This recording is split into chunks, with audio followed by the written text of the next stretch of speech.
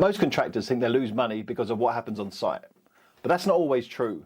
Sometimes they lose it the moment they agree to a contract. You can be the best contractor in the world, run the tightest site, deliver quality on time, and still end up bankrupt. Why is this? It's because your contract locked you into losing before you started.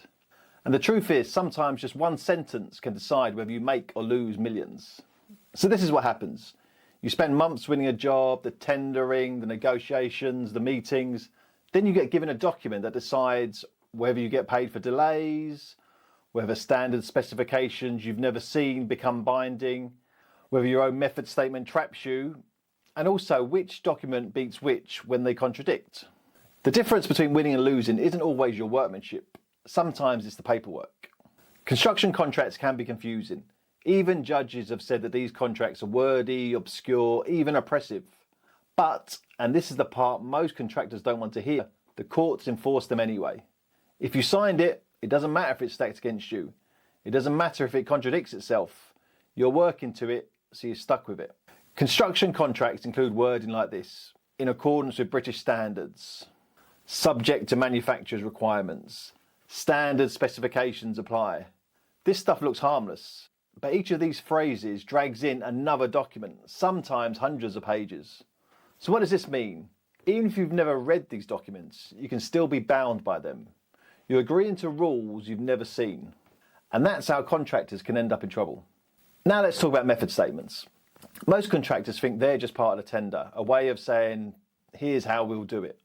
But courts have said once it's submitted, it can become part of the contract, which means that every step, every sequence, every choice of equipment, you're locked in. If site conditions change and your method no longer works, you might not just be able to adapt. You need formal approval. Every deviation means you're not working in accordance with the contract. So the document you wrote to win the job can be used against you. Now here's a big one, bills of quantities. This is where contractors bleed thousands without realising why. Sometimes the bill is just an estimate.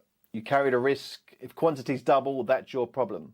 Other times the bill is contractual. If quantities change, you get paid for it. The difference comes down to a few words buried in the paperwork. It might say that the quantities are indicative. It might say they're provisional. It might say they're remeasurable. It's the same job, the same drawings, two different contractors.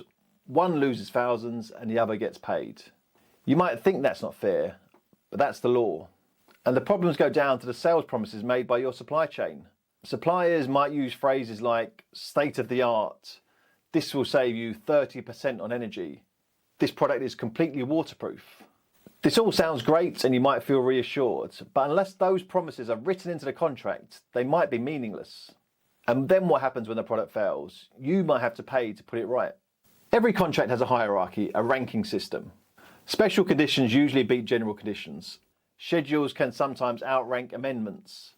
But sometimes contractors don't know which document is most important.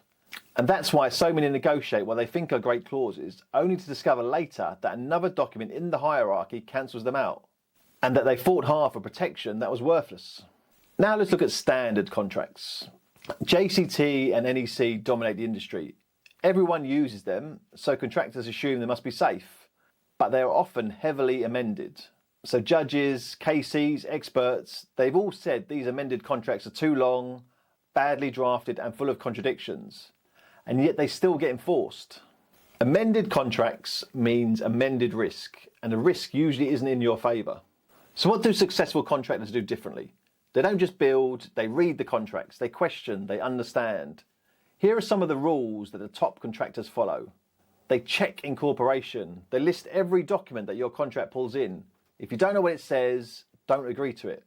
You need to understand your bills of quantities. Are they binding or just estimates? That can decide whether you get paid when the quantities change. And you also need to know the hierarchy, which document beats which. Otherwise, you're negotiating clauses that won't matter. And you also need to test the language. Sales talk doesn't count. If it's not written into the contract, it doesn't exist. Some contractors gamble. They don't read the contract, they hope for the best, they trust that standard forms mean safe. And that's why they end up in court. But the smart ones, they read between the lines. They know which words can make or break a job. They understand what the judges will enforce. Because in construction, the best builder isn't necessarily the most successful. The most successful understand their contracts. And that's the difference between making millions or losing everything.